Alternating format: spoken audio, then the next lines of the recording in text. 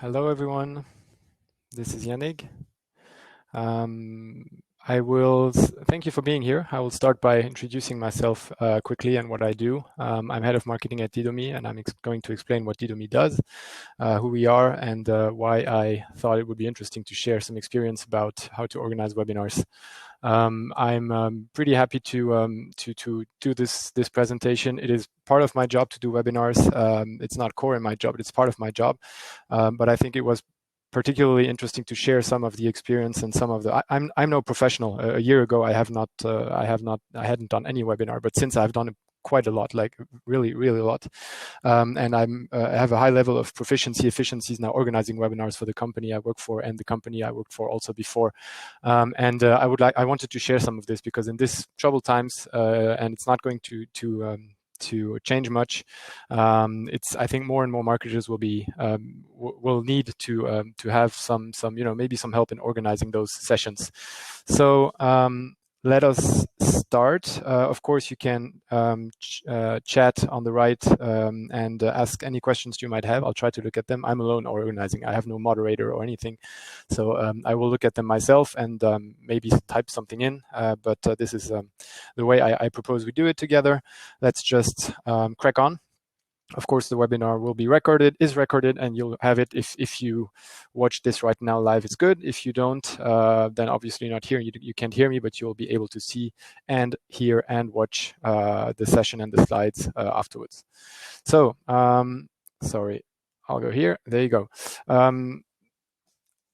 I have joined a couple of months back. I've joined a new team. Half of the people on the picture were not on this picture, or were not within the company Didomi. A couple of weeks prior to this picture being taken, including me. So we are about 20, 25, almost 30 now across the globe. Some of them working remote, some of them being in our Paris office. This is part of the team in our Paris office before everyone was sent home because of the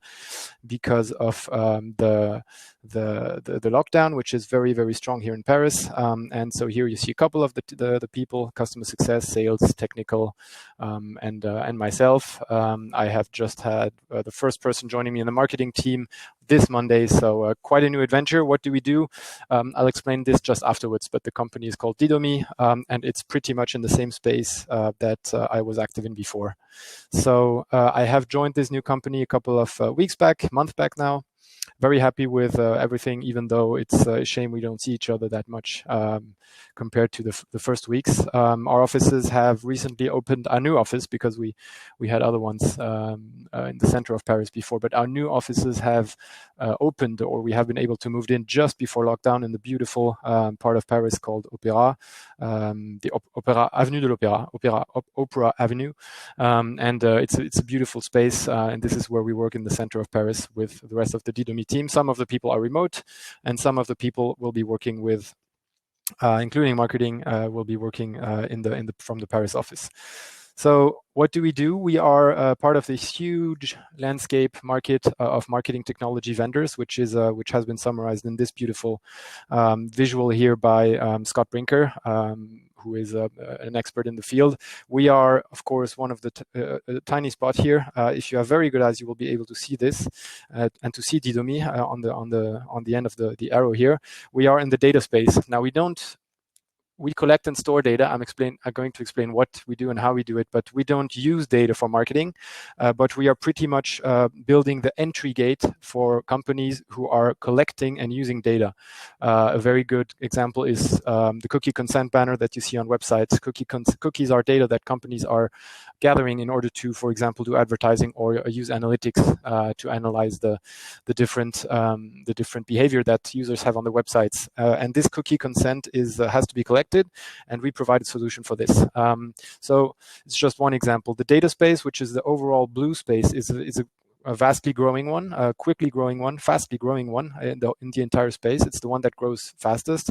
And within this blue space, the small island that you can see on the bottom here, which is compliance and privacy, is the fastest growing subset. So it's a very dynamic space, and Didomi is one of the players in this space called consent and preference management, among other things. You can call it other ways, but this is where we sit.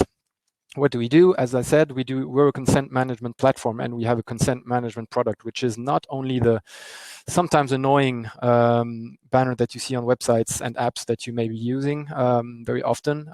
It's what we do, but it's also it's very, very important for every company who collects data to actually put this data, this type of banner on their website or apps or on their games or on the smart TVs whenever this will be available, because this allows users to be more informed about what is being done with their data. It can be personal data sometimes, it can be geolocation. We just had a webinar on the subject this Tuesday.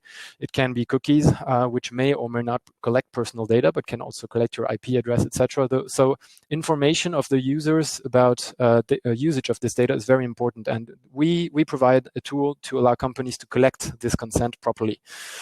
It is really a fundamental shift in the world to have the overall realization that privacy is important. So we provide one tool to companies to collect cookie consent, but also consent more broadly speaking, which is the one you see on this slide, which is across different marketing channels.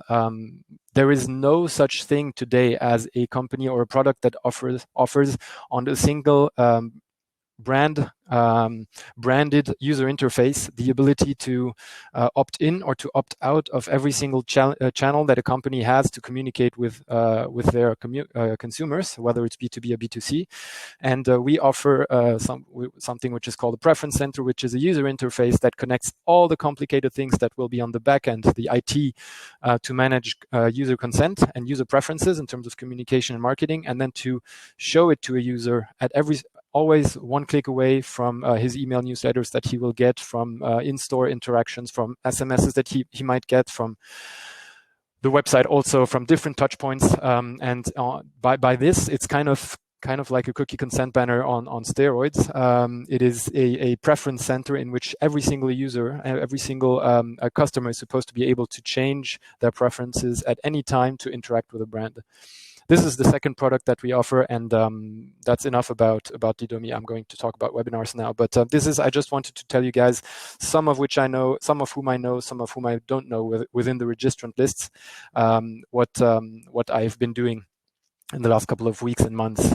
So we do this for a couple of well-known companies, startups and scale-ups like Doctolib or PeopleDoc, big established companies in the media space like Newsweek or L'Equipe or Combini or El Mundo in Spain, but also more industrial and renowned brands like Orange, telco provider Michelin, which does a lot of things, including tires, but also Hilti, a company which does a lot of do-it-yourself toolings. So this is part of our client list. So let's skip the promotion. It's not self-promotion, it's promotion, but it's really important for me to just share what I've been working on and what the company does and what we use webinars for. And I'll explain what type of things can be interesting for clients that they might be interested in to hear about in webinars. So I'm obviously in the B2B space, which is business to business. So I don't sell you through a shop. I sell to another professional who is like me, sitting behind his or her desk, and who is willing to improve her company's or his company's processes. B2B is usually, or as any simplified process, is supposed to be simple. There is a simple, from start to finish, a simple process from problem identification to solution exploration, to building different requirements, especially technical ones, but also legal ones, and then select a supplier, and then start working with someone like Didomi. We have a couple of players in our field.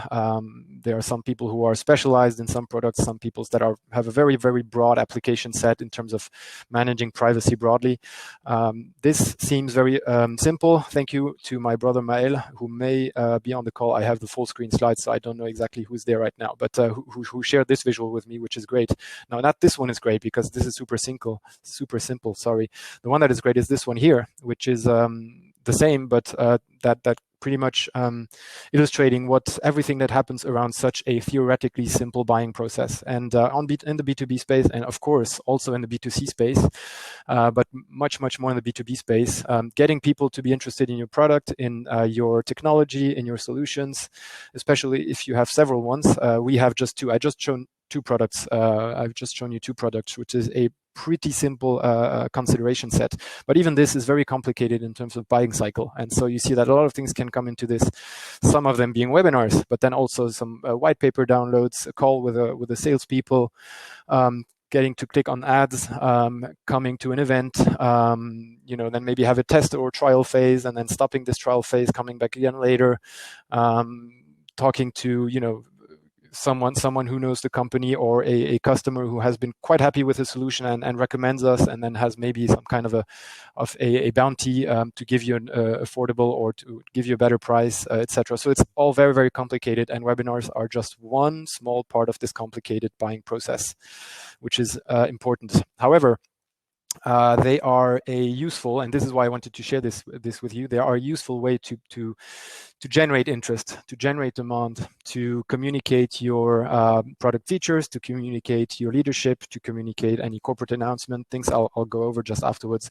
But marketers generally, and B2B marketers specifically, think that, including myself, think that webinars are good lead generation methods. So I'm included in all three of those different stats or points here. First, I say that like many other webinars, that webinars are a good way to generate high quality leads, or even the best. I'm not sure it's the best yet, but it's a very, very good one, especially right now. Second is people, B2B buyers, people buying solutions, like the ones that are going to buy a solution from Didomi, have used webinars in the past 12 months, including myself. I've recently bought a couple of things within our tech stack, and consultants who help us on different things in the marketing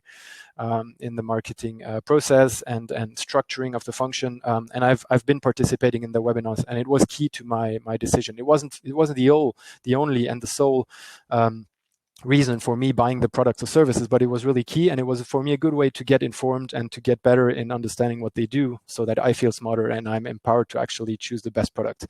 I've also asked my friends and colleagues around, for example, and done a lot of other things, but webinars have been part of the buying process. And lastly, content marketers, some of which may be on the call, and I salute the ones that are. I'm not a specialist content marketer. I am let's say broadly speaking, a generalist marketer, but content marketing is absolutely key in B2B marketing. So those people, including myself, so to speak, use webinars as part of their content marketing strategy. And so obviously we do at Didomi. This data comes from InsideSales.com, very useful data. Here is more data from InsideSales.com. It's a little bit more it's much richer as a slide. Sorry for that, but I just wanted to show that first, there are a lot of other ways to generate leads, and high quality leads, which you can see here: company website, email, social networks, trade shows and events, very, very important. Of course, sponsorships, videos, a lot of different channels can be used for marketing, and especially B2B marketing, in terms of to generate leads that you can then pass on to your sales team, who will hopefully close those deals. Webinars are a pretty widely adopted way of generating leads, 43.5%, but it's rated as the most efficient one. Second most efficient one. The most efficient one by far, if I can say this, are small exec events, one-to-one meetings, etc. And I do +1 on this one. It's very, very effective. But webinars are also a very good way to generate leads, especially if you take the filter of the current situation across the globe to this data. You will see that they will end up pretty high in effectiveness, since you will not have any events or trade shows going on at the moment. Now, there are a lot of innovations coming through right now, virtual events, virtual one-to-ones, etc. So, but still, webinars are something that has been around and that will keep being around. At Didomi, as you can see on this graph, webinars are, in the last couple of weeks and months, I won't share too much data because it's confidential, and I don't want to share too much intel here. But still, it's a high generator of leads for us. Now, this is biased by the current situation. We're working always on diversifying our lead sources and our leads. So we're working on new sources, but it is the second biggest as of today source of leads, and this is a direct screen capture from our CRM, our customer relationship management tool, which is just one of the systems we use. So how do you use, and what can you use webinars for? Because I think you have seen a lot in the lastly on LinkedIn, and then on other social networks, on the newsletters that you might get, etc. You can use them in the marketing lifecycle, as I'll show just afterwards, but also for other use cases, including onboarding employees, agencies, You can also, announce some corporate news or anything else that I'll just I'll share a couple of examples afterwards. On this slide here, you see all those use cases across the marketing lifecycle. You can, of course, obviously use them to generate leads and to nurture those leads. Like one example is a webinar that we're hosting next week. No, sorry, by the end of May, about are your websites and apps compliant in terms of cookie consent collection. And this is a webinar we organized specifically for the UK and Irish audiences. And so we're going to show, one of our salespeople is going to show what the regulation says, what technological solutions exist, and why Didomi, but also other people, of course, I don't see webinars as only a way to generate sales. You're here to educate your audience, but still, why a solution like Didomi, participants can then also scout out for other vendors and then do some comparisons. Why a solution like Didomi is a solution to get compliant for your website and apps if you collect personal data. So this is one. In terms of generating leads or pushing those leads down the funnel. Another one is product updates. This is a webinar we recently did, and you can find this webinar recording, on our YouTube channel. It is on there. It's our CTO, co-founder also, Jawad, who has presented in a webinar for our clients, but also for leads, people who were not our clients yet, because it was publicly accessible, how our product, our consent management solution, was evolving with a regulatory update called TCFV2, which is another way of asking consent, which is supposed to be more clear, more transparent, and which has a lot of not a lot, but which has a number of implications for people who today already use Didomi.io, our solution, and who will need to update this solution. Very simply, actually, they just get on their back office and click a button on Didomi.io, but still we'll explain why they need to change it, by when they need to change it, and what will change in the interface on Didomi. So this is a product update, which is important, because if you do this, you're showing your clients that you care, that you are able to explain what needs to be done, and that you have a good customer support customer focus and a good customer support culture internally. You can also upsell. Now, this is not a nice word, but it's a marketing objective, which is to sell or at least try to sell a product B to someone who has already your product A. And here we are doing one next week, this time on preference centers. So people who may have already our cookie consent collection solution. So someone who has a website and already collects cookie consent properly thanks to Didomi, or another one, by the way, we're going to explain to those people why they should or they could consider investing in a preference center. So it's upselling. We are not designing our webinars in order to sell. Of course, we're not selling, because otherwise we won't have anyone attending, like I'm doing here. I'm not selling anything related to webinars or Didomi.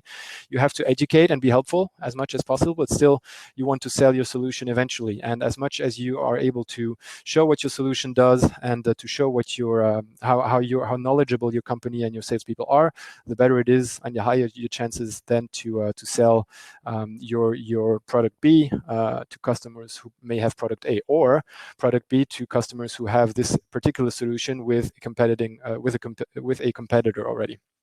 So that's the third example. A fourth one, outside of the marketing lifecycle, even though you want to maybe you want to use this for lead generation or for nurturing or whatever, or as an update, is corporate news and announcement. In the company I was at before, two great people shown here, Max and Luke, have been presenting the findings of a research study that we had commissioned about people's opinions about mobile marketing, what people think about mobile marketing, especially collection of user data through mobile marketing data. And this is more. This was really a corporate announcement, because it was the first time we announced nothing about Ogri, the company, by then, but about a major study that we released. And this was news. This was an announcement. So we did a webinar about this, which was, as I'll show you afterwards, slightly more, more prepared in a fancier way than the usual webinar or the one that I'm doing here.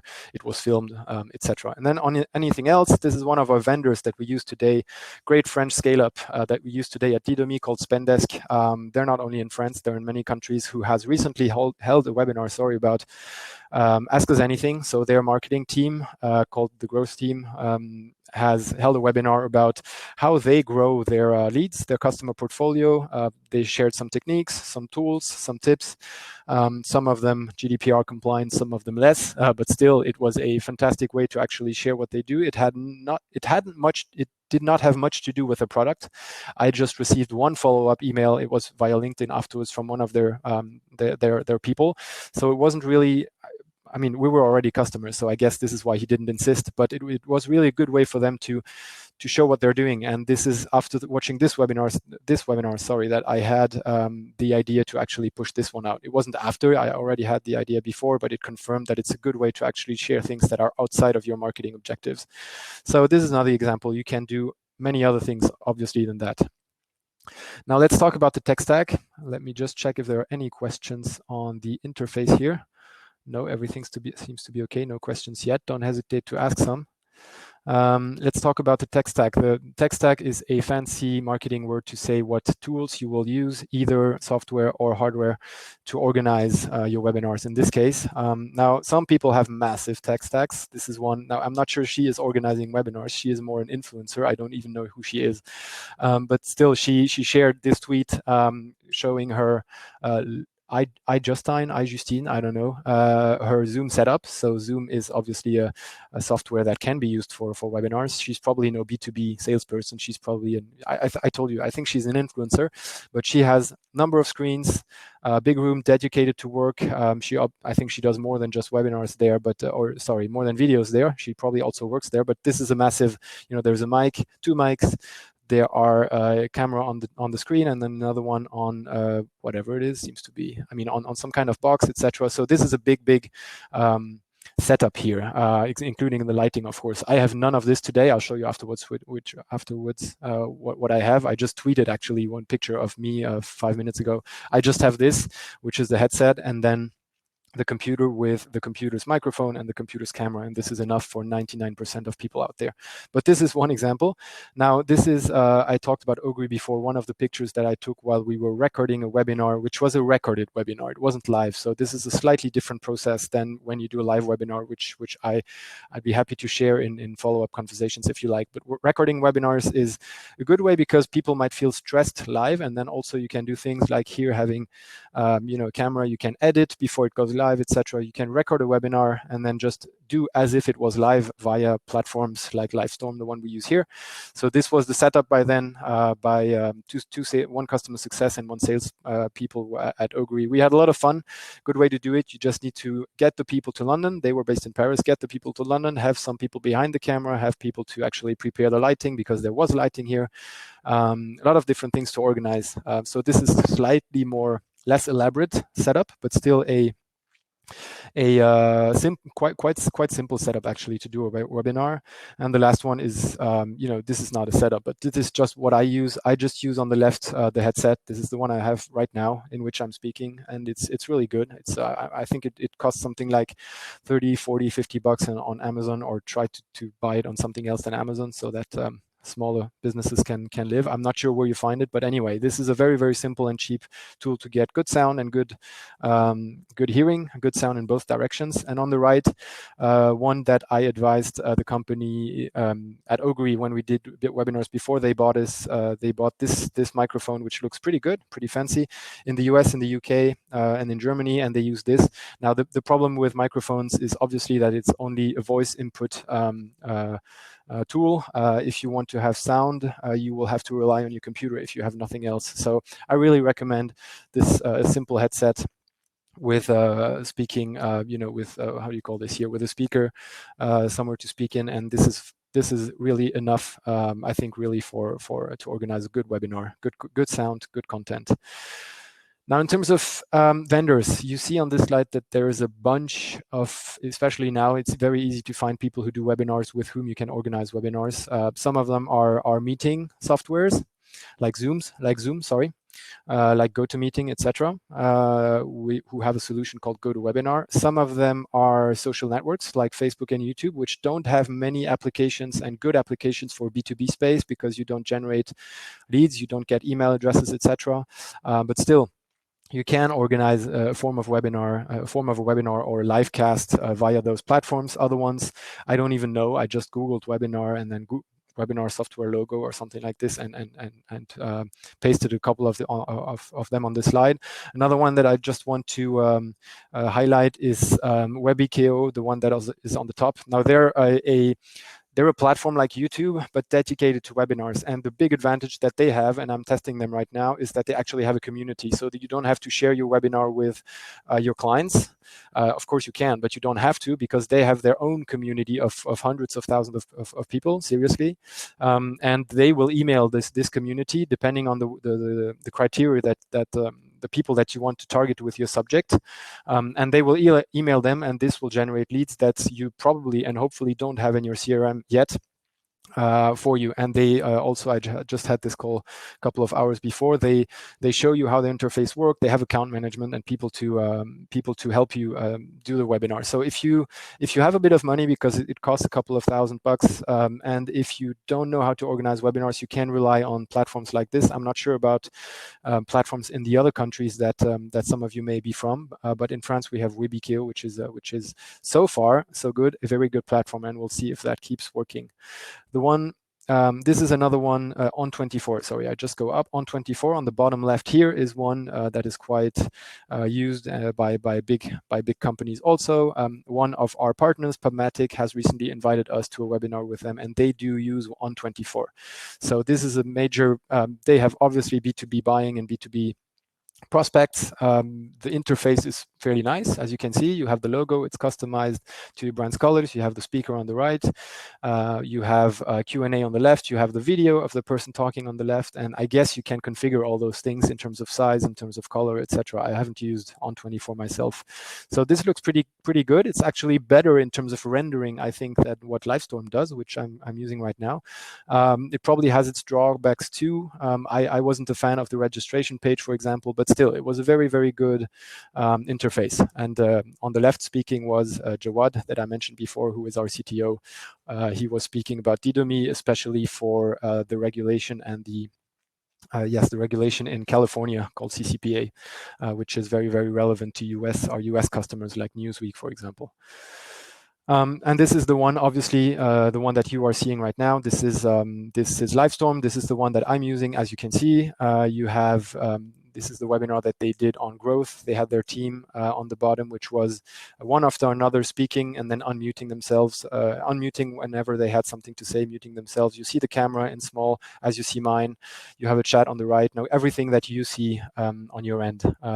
I like it. I really like this software, which is why we're using it. It costs some money. It's not free, of course. It has different features than Zoom. I'll come back to features afterwards, but it's a great software, and I would warmly recommend it to you if you are looking for something similar than I was looking, which is to reach your audience with a rich format, easy to set up, safe to actually configure, good branding. What else can I tell you? Good looking registration pages, very good automation features. The emailings that go out are actually good looking. All of this seems to be straightforward, but a lot of the platforms that I showed you before may have just one or two or three features. They are good in video, but not good in emailing, or they are good in reaching out to community, but they have a shitty interface, like not like this, obviously, but they have a shitty user interface, or they're very, very bad in terms of branding, which you don't want to be bad at if you do marketing. So Livestorm is a good platform for this, and I warmly recommend it. And I'm not paid in any way by them. I'm paying them actually, generally with Didomi. So I want to just get back to a fairly, it's not funny, but to an awkward experience we had during a webinar. Thank God it wasn't my webinar organized with Didomi, but Eric Seufert, who is a mobile marketing expert, has organized a webinar on how to market and do your marketing, organize your marketing spending, especially for digital marketing, but it wasn't only for this.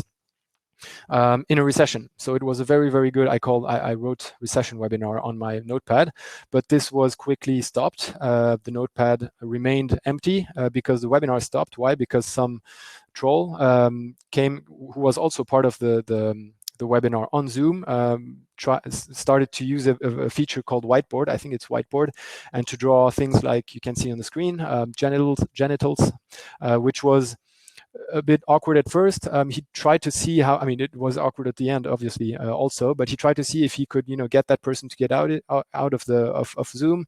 He couldn't find it.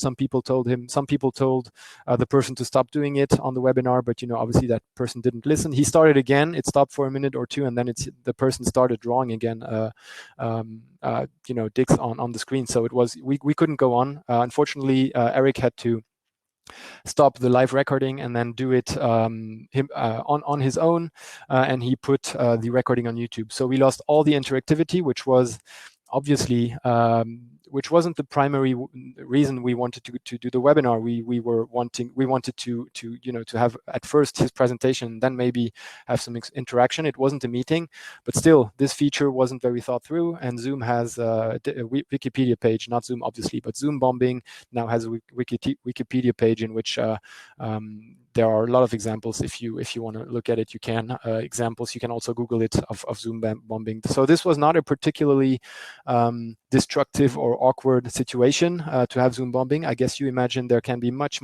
worse situations, but still, this is something you want to avoid. And which is why I advise you to use a solution that you may want to pay, like Livestorm. Couple of features to choose a webinar platform. On the left, I've listed a couple of the ones that were fundamental to me in choosing Livestorm. On the right, some of the ones that can be nice to have, that aren't necessary to me, but and generally to marketers. It's not just for me, it's about for marketers. So brand safety is important. Data compliance features are important. You don't want the data of the clients that you will talk to, like you in this current webinar, to go out and to be shared with anyone because the webinar platform, because it's cheap or it's free, to be shared with anyone else for advertising, etc. It has to remain not your data, but you have to be sure that this data will be used properly by the webinar provider, by yourself, and that you're able to inform the users of the whereabouts of their data. Customizable workflows, in terms of emails, design, pages, good user interface, complete analytics. When do users register? From where do they come? Those type of things are fundamental. When you put a couple of €100 or even a couple of €1,000 in every single webinar you do in different channels, you want to see where the investment has paid off. Registration pages, interactivity with the audience. As I said, for me, this was fundamental. Again, if you have questions, I'll get back to them by the end probably, but don't hesitate. Integration with the CRM or any other tech vendors that you have within your company, because every company has a lot of tech in marketing. And then inviting external speakers. If you want to do webinars with partners, like I want to do a webinar with one of you listeners here. I don't know exactly who is in the audience, but if you're interested, one day we could do it, because Didomi can invite an external partner. It will be shown as an external partner, external member of the team, and then we can co-present without you being part of the team. So these are all features that I think are really, really important for a B2B marketer in a webinar in a webinar tool to have. Nice to have. I won't go over all of them, but of course you can have password protected webinars for security. You can have payment for registrations. You can have people pay to attend your webinars, which is probably something that people who do online courses will want to have. You can have single sign-on for multiple webinars, which is a fairly good and smart solution, which in terms of B2B marketing may not be super interesting, because you want to see where people register and what they're interested in before one of your salespeople calls back. But still, very, very interesting feature on the user perspective. Resources, social media integrations, live file sharing, automated broadcasting. So these are, for me, nice to have. Of course, there are many, many other features in the webinar space, but I'm not going to go over all of them, because it's not, I don't think it's useful. The ones on the left is the ones that are the ones, sorry, that I have chosen mainly to consider before purchasing a license on Livestorm. So this is our tech stack in a simplified visualization for webinars. So we at Didomi, and it was similar before at Ogre. We have Livestorm, and here you can see our registration page where you have all the webinars that are coming up. Livestorm, that is a French company, so proud to have a French player, but they're really, really good, I think, also for other languages. I've organized webinars in German, English, and the user interface is customized to those different languages. On the right, you see Salesforce, which is the CRM, which is the obvious solution of many, many tech providers and many companies, and to connect both automatically so that you don't have to export the users from Livestorm manually, have them somewhere sit in your, on your computer, or send them via email or whatever, and then upload them automatically to Salesforce. There's a solution called Zapier. There are a lot of other solutions that exists in this space, which are solutions that are meant to connect different systems together. I use Zapier. We use Zapier at Didomi.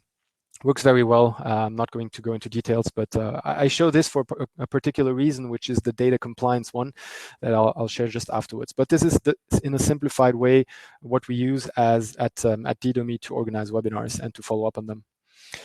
It's very important to inform users about how their data is going to be collected, stored, and used. Now, I say this because I'm part of a company who is working on informing users in a good way about what their data is being used for. So here are definitions of what consent is, both in France on the left.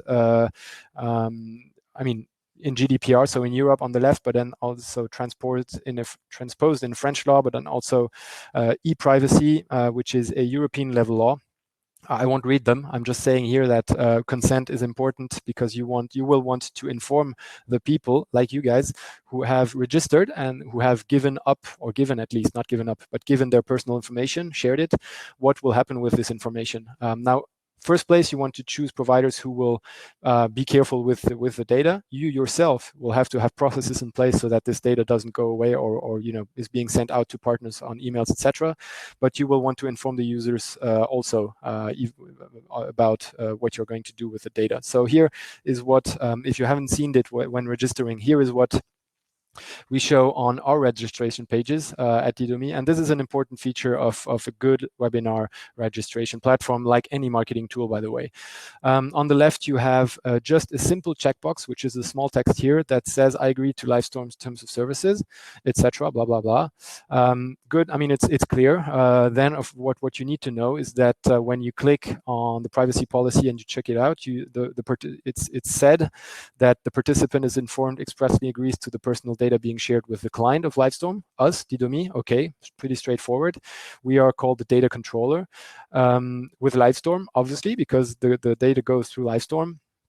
Who puts it on to our disposal, as well as a company called API Hub with a solution called Clearbit, which allows Livestorm to enrich the profiles of users with public data collected by the company, by the API Hub company. I've never used this feature, but when I export your data afterwards, I can enrich this data by data from Clearbit, which will probably look at your social media accounts based on your name or based on your email address. They will probably look if your email address is public somewhere, and then enrich it in a way that I have never used, but I am entitled to use it because Livestorm's conditions entitle me to do it. So it's really important that you guys know about this. I'm praising Livestorm here. I'm not saying they're not doing good work. I'm just saying it's important that people know about this. Generally, not Clearbit in Livestorm. Generally, it's important that people know where the data that they're sharing is going. On the right, you have our consent checkbox, which is a little bit longer because we want to be a little bit more explicit than this. So it says, we collect your data because you're already a customer or likely to become one on the basis of our legitimate business development interests. This is the legal term, the legal jargon. To find out more about our use of personal data or to exercise rights about including rectification or opposition, visit our privacy center or send an email to our DPO, Charlotte, who can then reply to any questions you might have, which is not written there, but which is underlyingly meant by this phrase. If you click on the privacy center, you have, which you can access right now or at any time, you have a link to service providers, and those service providers include Google for our digital marketing, our analytics, etc., but also Zapier and Salesforce, for example. If tomorrow we have another vendor which comes into which your data is sent because we want, let's say HubSpot, because we want to send you more emails or anything else, we will have to add this to our privacy center. So this is a legal process that is very often seen as cumbersome, and it is pretty actually, but it is very important that people know about it. So I'll stop about the data compliance part because it's a bit boring, but it's really important, and it will increasingly be important if your company wants to maintain user interest. Select a provider that is clear in its terms. So let's just come to the planning process. Let me just check out if there are any questions. Still not. So I'm being perfectly clear, or you're interested in other things. But the planning process is the 6 points that I promised I would share with you. I have almost always planned and organized webinars myself with the help of people, but I have always been driving it. And this is why I think it's really important to have a scalable, replicable process for webinar organization. And this is the one I'm going to share here.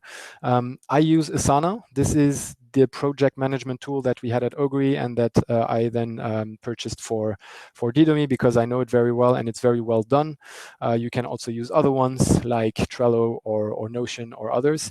The reason I use Asana, beside the fact that I know how to do it and how to use it, is that it has features including the ability to decompose in subtasks and then to assign each of the subtasks to a particular person, and this person will have to do this subtask by a particular date. And if you look at my process, it's a number of tasks, about 30, 40 tasks, which if I go through all of them at the beginning of my organization process, I can assign it to my colleague Julian or my colleague Maria by a particular date. That person will get an email and she or he will have to do it.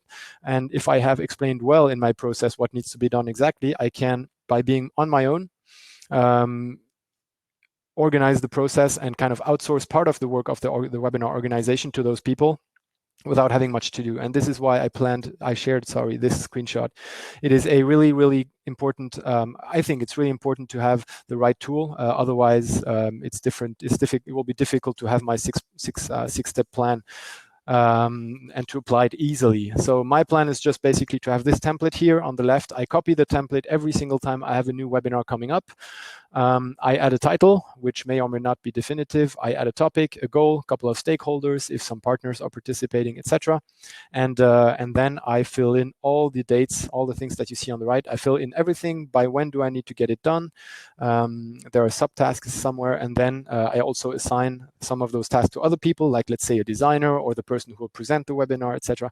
And this allows me to be on my to-do list on asana.com, but also on their to-do list on asana.com if they have an account, to have a clear roadmap of what needs to be done, and this will integrate with everything else that those people will need to have to do, or everything else that I will have to do, based on dates, of course. So this is why I advise you to use a tool like Asana. I like Asana, and I advise you to enter this process into Asana, and I'd be happy to share it with you afterwards, and send it to you, because it's a good way to, by, let's say, 5 to 10 minutes, if you have everything in your head, 5 to 10 minutes to go down the entire list and assign this to whomever needs to work and by when it needs to be done. So my 6 steps, for live webinar are those ones: planning, organizing the key tasks, the dates, the responsibilities, as I said before, promoting, pushing the webinar to the right audience. Count an absolute minimum of 10 days. Less is really, really short. 1 month is good. A couple of weeks are good also. 10 days is the minimum. Prepare the content, and this is the surprising part. You prepare the content after you have set up a couple of key things in promotion, not the other way around. Otherwise, you'll be chasing the rabbit all the time. You will be, so promote before and during you prepare your content, because preparing content is long. Then you present, which is where we're at right now. I'm at step 4 out of 6. Afterwards, you post-produce, some of which I will do, some of which I won't do, because I'm not in a self-promotion effort here. I just wanted to share something. But you post-produce, you select quotes, you put the webinar on YouTube, you make blog posts, etc., and all those things need to be prepared. And this is the post-production part: exporting the recording, checking that it's good, etc., and then you promote again, which is the last part. Based on what you have post-produced, you will be able to use this to promote again in order to maximize impact and extend the webinar shelf life. So this is my 6 steps. I'll go into each of them right now. These are my 6 steps that I use for webinar organization. Please share if you have other ones, or if you think some of this may be stupid, or if you have other experiences. But I'd be, this is my process that I have been using and I'm still using right now for everything that I'm organizing. And we're at a rhythm of about 1 to 2 webinars a week, and I'm a one-person team, of course, with a lot of people around me who can help me do this. And the speakers are not necessarily mine. It's the first time I do a webinar here at Didomi. Speakers are not necessarily myself, but still, to reach this high level of productivity and velocity in terms of organizing webinars, these 6 steps are the ones that I found most useful. Step 1 is to plan. So fill in the details of what your webinar is about, because you will want to properly explain what the webinar is about, especially if you assign a task to someone who doesn't know about the webinar. They just will have to go up the hierarchy, and they just have to go up the assign task, and they will see what it is, and you don't have to do a kind of a kickoff meeting or anything. So fill in those details properly. It will simplify a lot of things afterwards. Set the hour and due date. Can be an estimate if you don't know exactly when, can be a definitive hour and due date if you know exactly when it will happen. Fill in the tasks on Asana, including assignees and due dates. This is a good way of just dispatching everyone's efforts, and then all you have to do is centralize and make sure everyone's on track. Create the Salesforce campaign. If you want to measure ROI, I won't go into details, but you have to create a campaign to which you will attach the costs of the webinar, because every single lead that comes in will be attached to this campaign. And if you have a cost and lead that comes in has generated opportunities and revenue, you will be able to calculate the ROI. So create the Salesforce campaign early on so that you don't have to worry about before. You can do this afterwards, but do it in the right way. So I advise you to do it early on in step 1. Create the Livestorm page, obviously, and the entire setup for the webinar. Do it as the first part of your planning. Don't do it later on. Don't do I'll promote first and create a page afterwards, and you'll see after why, but it's logical, but still do it. It's one of the first important steps that will allow you to do many more things afterwards, just based on this page. Create a promo plan. This you don't have to do it every time, but if you're going to invest money, or if you want to if it's a big effort, or you need to share the knowledge with anyone internally or externally, you create a promotion plan. You will say exactly who the target persona is, what you're going to do, how much money you're going to invest, what you expect in terms of results, what the timeline is. Now, I don't do it every single time, because we're a small company and we don't need to do this. But if you're a bigger company, you will want to create a promo plan, at least for people who will come later on. They will be able to go back at this promo plan and see what exactly you had planned to do. If things turn sour, or if things turn fantastically well, if this webinar had great results, they will be able to see whether maybe one part of your promo plan was good. But this is maybe a part of the process for bigger companies. And last, create and update the cost trackers. Just create one single spreadsheet, Google or anything else, in which you will track the costs for this particular webinar. This is important. It's a lot of it is common sense, but this is just planning and processes is very often common sense. So this is part 1. The reason why on this slide you see creating the registration page is so important as early on in the process is because everything that you've received, the emails, the reminders, and even the follow-up emails that people who may have participated, like you guys, or people who may not have participated, like the ones that are not here, all these emails, are automatically generated by Livestorm. I don't have to take care of them. They will be sent by Livestorm. It will be signed by me, everything, and they will be properly designed, etc. All this will be based on the initial page that I have built. So once I've built this page, either for my own webinar like here or for someone else's webinar, I can change the email signature.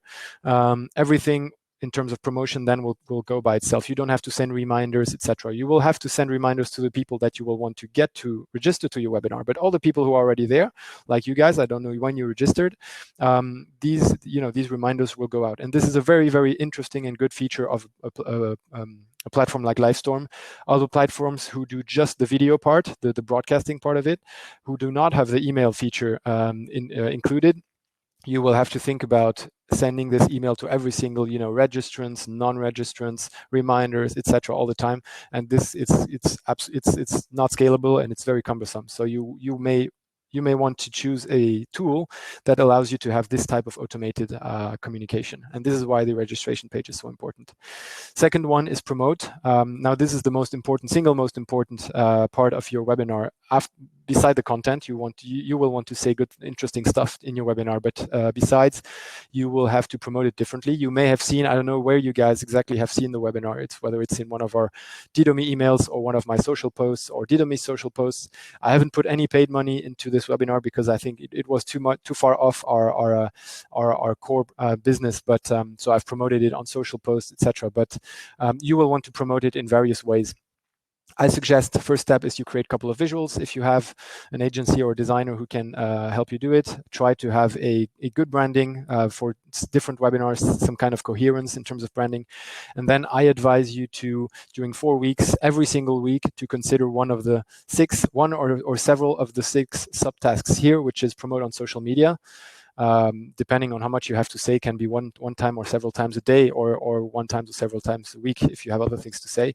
Launch paid promotion on social media if you have budget, and we do, and I'll share the budget later on. Include in your client newsletter or newsletters. If you have a newsletter with a database that can be addressed, share it internally with your team on Slack, in emails, in internal emails. Just talk about it during your calls or your meetings during the coffee machine. Don't be self-promotional, but if some people, and you can be self-promotional if you want, but if some people have not seen your webinar, but some of the people, themselves, or some of their clients, if they're salespeople, might be interesting in what your webinar will have to say, or in what you will say in your webinar. They might not have heard it, or they have heard it or seen it in an email signature or anything, but they haven't considered clicking on it, or they had questions. And so you will want to share it internally, also offline, by speaking directly to people, if you can, if you have friends, but I hope you have friends if you're within your company. So this is a really important one. Include it in your email signature. And then the 6th point is not really a point, it's anything else, anything that you might want to add to your sorry. That was thanks, Thomas, for your comment. Anything else that you will want to include here is welcome. So you be creative. Don't follow my process here blindly. And you do this every single week. Every single week, you ask yourself: do I need to promote it on social? Yes, no. Do I need to monitor my paid? Yes, no. Do I need to do anything else in social media? Maybe you have other ways to promote it via paid.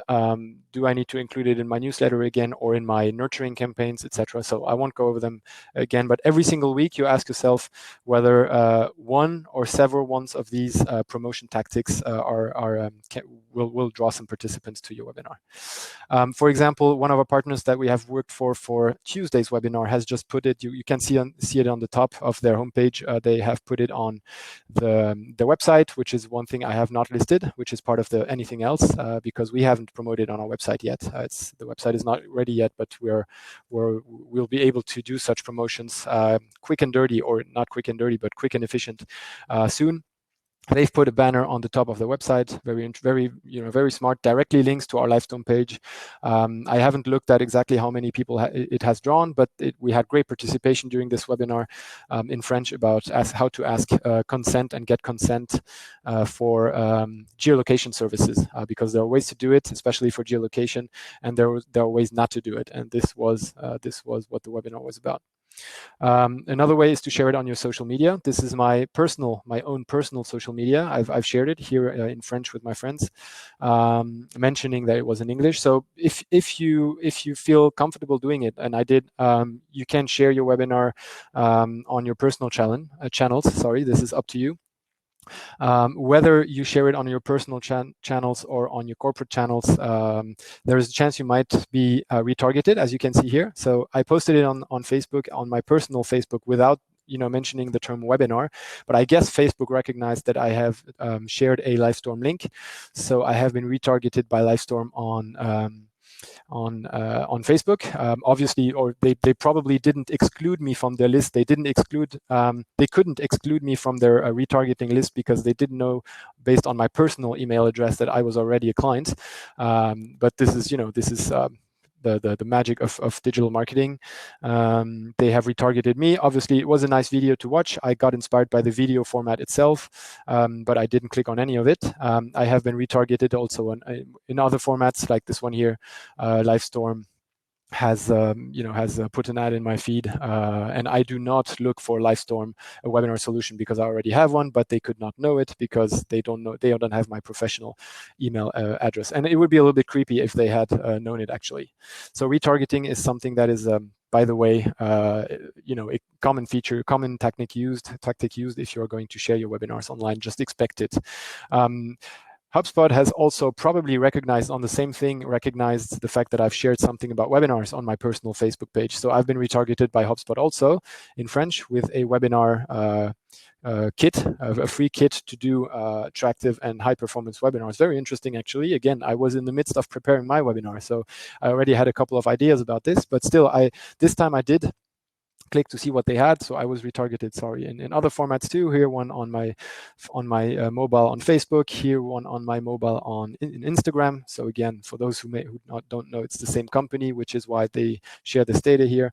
Then I've downloaded their asset, which included a long list of a list of things to do when you organize a webinar. I downloaded it, I looked at it, all of which is pretty much in this presentation, so I was reassured.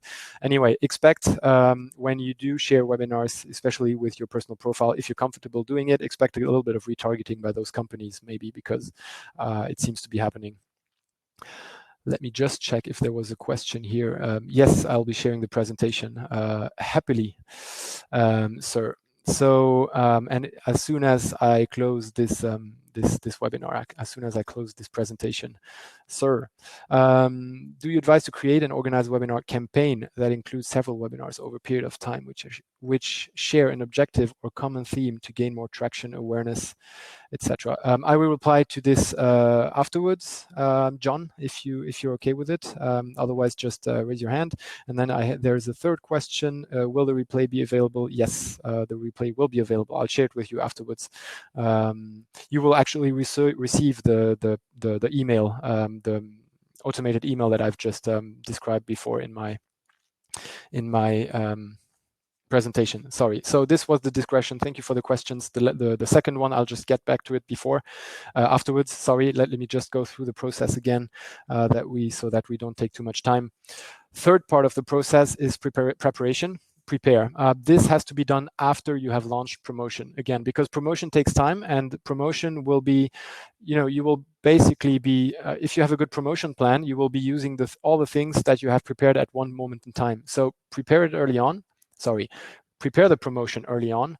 Let it sit somewhere, put it into, do your social posts, whatever, during the 4 weeks that you're doing which you promote, but start preparing your content only after, because the content is actually very, very long to prepare. If you do it out of the blue, there's nothing that you're recycling or anything, it will take you 1 or 2 days. I did, for this presentation, it took me, let's say, 1.5 days, which I took over my weekends and stuff. So it is very long if you want to do something good. And this here, and I hope it's good, but this nine tasks here is the third part out of 6. So the 9 tasks are: make a first draft, common sense, review the webinar slides, create design slide via an agency or designer if you have the luck to have access to those resources, proof check the slides, write some preliminary live tweets. This is something I obviously didn't do here because I'm doing it live. But when I have people who are speaking for Didomi, like the ones that we've done in the past and the ones that we'll do in the future, I have either someone within the company or myself look at the slides, the presentation slides, and take a couple of screenshots and take some excerpts of this and just put it in live tweets with the hashtag live tweet and a couple of hashtags that your audience may be interested in, for example, CRM or compliance or what else, credit score or remarketing, whatever you think your audience will be interested in, so that you expand your reach of your webinar. So you will want to write those live tweets before, because during you won't have the time to actually write them and tweet them at the same time, if it's not yourself speaking like I'm doing now. Make a test run. Important, especially if you have people on the call who are not used to doing webinars. Just make a test run, either a complete webinar as if it was live, or just a short way to show them where the buttons sit, what the sound will be when the question will be asked, etc., because they might be destabilized by this. So make a test run at least 1 or 2 days before the actual webinar. Make sure to have the right setup. So for me, it's good Wi-Fi connection, my wife being on the other room, no noise around, and a good headset. Can be other things, can be good, stable Wi-Fi connection. It can be reserve a room within your company when we will all be back in our offices. All those things, make sure this is done. Update the Zapier. So here it's a very, very tech stack related step, but update the link between the webinar that you've created and on Livestorm, and then the campaign that you've created on Salesforce. Make sure that those two systems are talking together, because otherwise the data won't flow properly. And the last one is, which again is not necessary for me here, send the speaker a snapshot of the registrants. Because if you have some competitors that you don't want to share some of the insights with, you can have expulse the I don't have the word, but you can push them out of the webinar. You may want to share some prospects that your client or that your salesperson is already talking to. You want to share that that a couple of prospects or accounts that you're already targeting are part of the webinar, so that this person can adopt some parts, or maybe not the entirety, but some part of the presentation in order to specifically tailor to the problems. So you will want to share a snapshot of the registrants as part of the preparation process, and as late as possible, obviously, because if someone comes in 10 minutes before, you will want to share the speaker snapshot as late as possible, so that this list is as exhaustive as possible. Sorry. As complete as possible. Fourth one, present, animate your webinar. This is exactly what I'm doing right now. So I've put a couple of things here. This is more if you have a bigger team and you need to make sure everyone thinks about everything in the setup. I haven't done any of this specifically. So welcome everyone on the chat. Live tweet what you had prepared. Be reactive on social. If you have someone on social, create a couple of key phrases and post capture a couple of key phrases from the webinar if you can write them down, etc. This is particularly important if you're going to do quotes for the post-promotion phase, like you take a small quote out of the webinar and you do this to drive registrations or replays. And then create an end poll, which is probably something I won't do because I don't want to do too many things at once. Create an end poll is also a good way to gather some feedback. By the way, you can also create polls during the webinar, but in this case, you will have to prepare these polls. I don't have this in my standard process because we don't have, creating polls and in level of interactivity is an even more complex way of, it's a way to complexify your webinars. I want to keep it straightforward and simple, have Q&As at the end or during the session, but have polls during the webinar is a really, really good way to have interactivity. It's also a good way to have people interested and to have them, come back to your interface and click on solution A or B. It's just not part of my standard process because it takes time and it takes more work than what is already required. Fifth out of six, post-produce, which is basically to prepare everything between the end of your webinar and the start of the promotion that you will start afterwards. So what we have is those 7 things here. Delete the Zapier, which is the deletion of the technical link between Livestorm and Salesforce, except if you are going to drive webinar replays and you will want those replays to go into your system, your Salesforce. We don't do this. We put the webinar live on our YouTube page afterwards, so we don't generate leads afterwards after webinars. So this is why we delete the Zapier. We export the video, which is the third part. We export the video. We check it's good, that there is no problem. We delete all promotional material that has been used, maybe on your website. Delete the banner, maybe on your email signatures, delete those signatures. Create short content to promote the video, the webinar replay, to promote this one. So it can be a short video if you have time, or an agency who can do it, or a designer. It can be a visual in which you will insert a quote. It can be a couple of slides of the webinar in which you'll say, this is on social, you say, this is what has been presented. Watch the full replay on this link. Can be many other formats.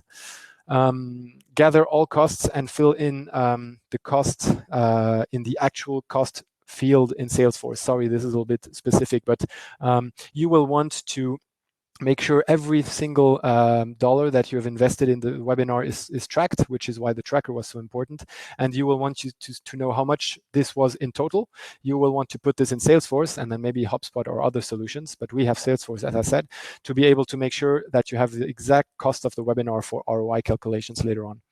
Make sure the BDR, business development representative or sales development representative, or the presenter or anyone else has a callback plan for leads. I won't do it. I will just send a couple of things to those who ask the presentation or to anyone. But if you're generating leads, you will want to make sure that everyone that your business development representatives or your salespeople or the salesperson who was presenting on the webinar have a callback plan.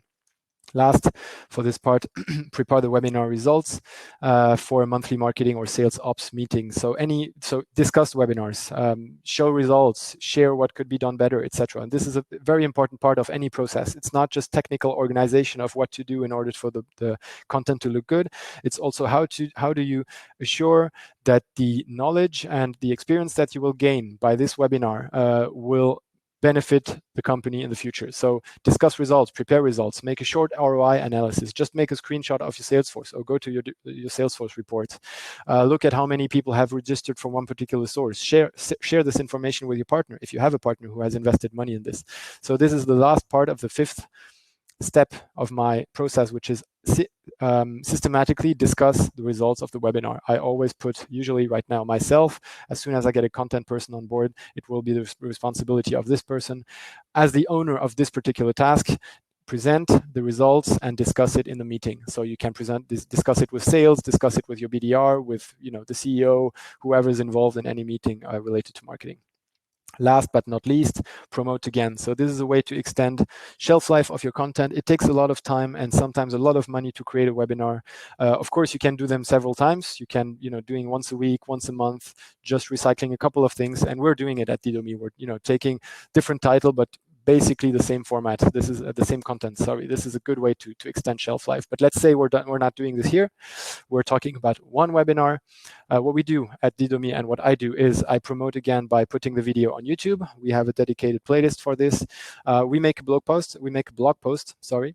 I usually outsource this to a writer via our agency. It costs a couple of €100. They just listen to the recording on YouTube. They don't even have to register it, and he or she write a blog post about this. It can be someone in the team. If you have a content team, I don't have one today, so I outsource it. But make a blog post so that this content is also recognized by Google and not only by YouTube. Share the webinar on social media, not just once, a couple of times.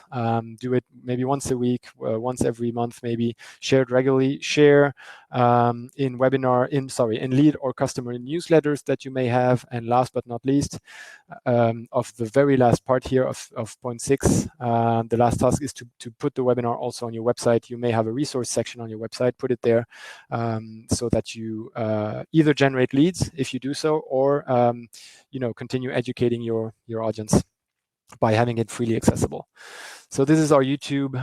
This is just a snapshot from yesterday of our YouTube playlist with all the webinars that we have organized and made publicly available. Not all of them are publicly available, but most of them. And so here are just 5 of them in French and English. This is part of the post-promotion part that I've just discussed. And this here is an example. This is a video. I'll just hit play quickly. It's just 10 seconds or 15 seconds about one of the short social formats that we're doing. We did this at Ogri also, that we're doing systematically here at Didomi, which is based on the phrase that I took from one of the things that Jawad said in his webinar. I just take this phrase, I send this to the designer or to the video maker. I say, okay, here's a template you're going to use, and we've designed this template together. Put this phrase, put this sound as in the video, time-stamped on this particular, minute 25, second 13. It's a little bit long, but once you have a good process in place, it's very, very, very fast, and then it gives you something like this.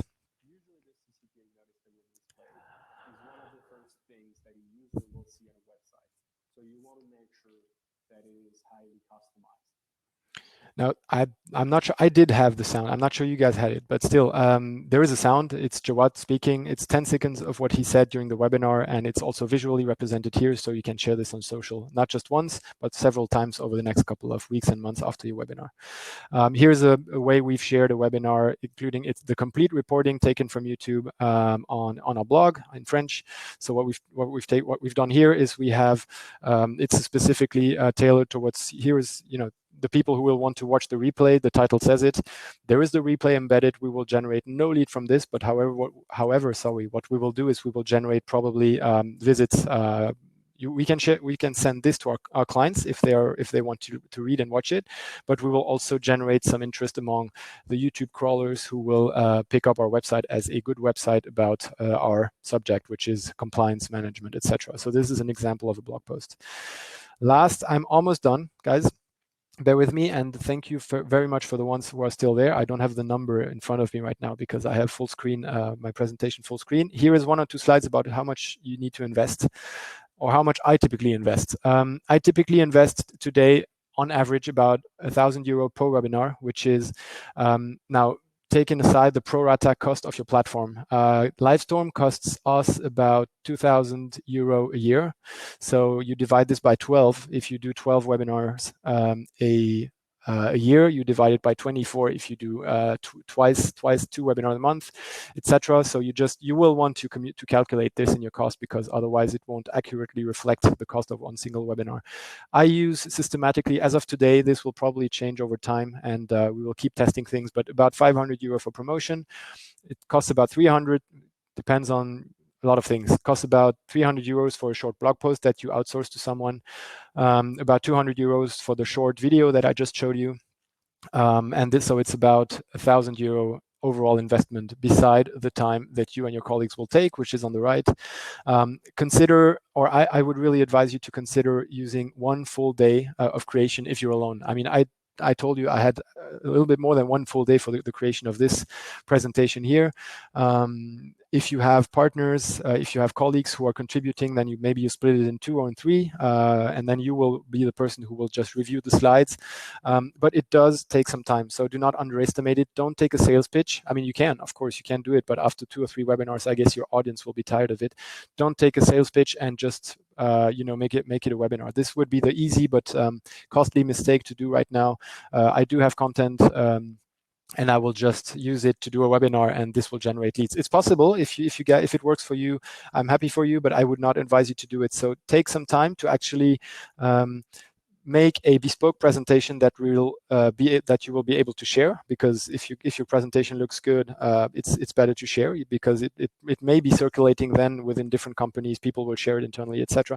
But also live, like right now, it will probably be better content if you are, if you're educating your audience and take time to actually educate the people in front of the screen on whatever you wanted to address, rather than take a sales pitch of anything else that you have at hand for your webinar. On the other hand, if you have, let's say, a presentation that you did for a conference, and you think this presentation could be really useful for everyone in a webinar format, and you've put some time in preparing this presentation or this blog post or whatever, you can recycle this for a webinar. So don't think that you have to put a day or 2 of work in a particular webinar. This is not what I'm saying. I'm saying if you have to create everything from scratch, it will take you a lot of time. If you have content readily available, conferences that you have spoken at,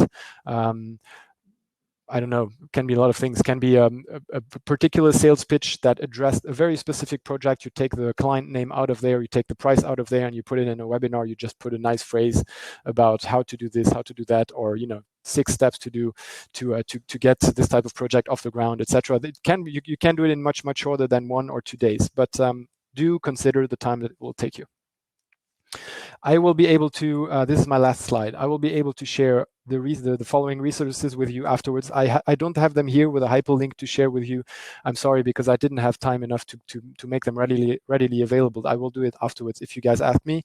The 6-step checklist with the 39 subtasks, tasks and subtasks, I'll be able to share it with you. I'll just have to find a way to make it public on Asana.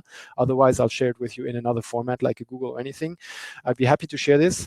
The promo plan, I can share also what a typical promo plan looks like for me. Some of them are very big. Some of them I'll share a small light version of it. The expense tracker, I can share a Google spreadsheet that you can use to track your expenses, 1 line per expense, and it all aggregates up to in a pivot table in which you can have an overall number. And then the KPI tracker that I use, also very easy about how to use the results of your webinars and how to compare them one to another. I invite you to ask me any of those particular resources personally, so that I can prepare them bespoke, specifically for you, because I just didn't have time to make them available for anyone to see. Not that it's confidential, but it just takes time. Exactly as preparing content here takes time. It takes time to prepare resources, so I'll share it with you afterwards.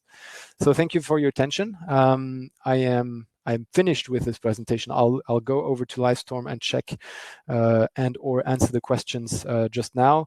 If you have questions, here's my email address, yannig.roth@didomi.io.